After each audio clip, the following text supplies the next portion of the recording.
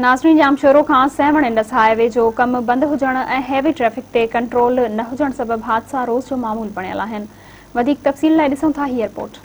Traffic जेका तकरीबन पूरे पाकिस्तान जी क्रॉस कई हींअर करे हिन वक्त रोड सिंगल है, रोड जो सो डबल जो ॿियो रस्तो कोन खुली सघियो आहे। वाक़ई जो नुक़सान है अंदेशा आहिनि मतिलबु ॻाल्हि जो केॾी महिल बि माना जो एक्सीडेंट जो अंदेशो आहे।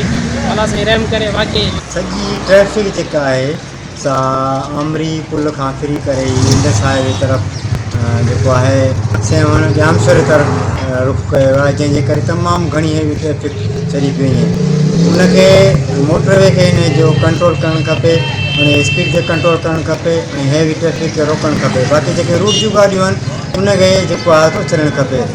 ऐं उनजे बावजूदि हिन रोड जो कमु काफ़ी टाइम खां बंदि आहे। असीं मुतालबो था कयूं बस वारनि खां त हिन रोड जो कमु जल्द में जल्द हलायो वञे त जीअं क़ीमती जानियूं बची वञनि।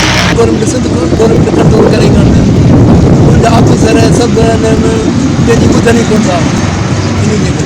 काफ़ी महीना थिया आहिनि रोड ठहे पियो, हिन खे ॿ टे महीना थिया आहिनि बंदि लॻो पियो आहे। रोड एक्सीडेंट थियनि, माण्हू था मरनि। हुते मोटरवे पुलिस जेको आहे एक्शन ई नथी खणे ऐं जेको आहे टे टे हज़ार ॿिन्हिनि माण्हू विहारीनि था, बेल्ट नथा ॿधाइनि, हाई स्पीड में गाॾियूं हलाइनि था। तक़रीबन रोज़ हादसा थियनि था ऐं जेको आहे हिन ते को बि मोटरवे बि एक्शन कान थी खणे। असां सिंध हुकूमत खे अपील था कयूं, महिरबानी करे जल्द खां जल्द ई रोड सवले नमूने सां तयारु कयो वञे त जीअं माण्हू ज़िंदगी बची सघे। रोड कमु लॻो पियो आहे ऐं हादसा मेमूल बणिजी विया आहिनि। डेली हादसुनि वारा केतिरा वीचारा मरनि पिया।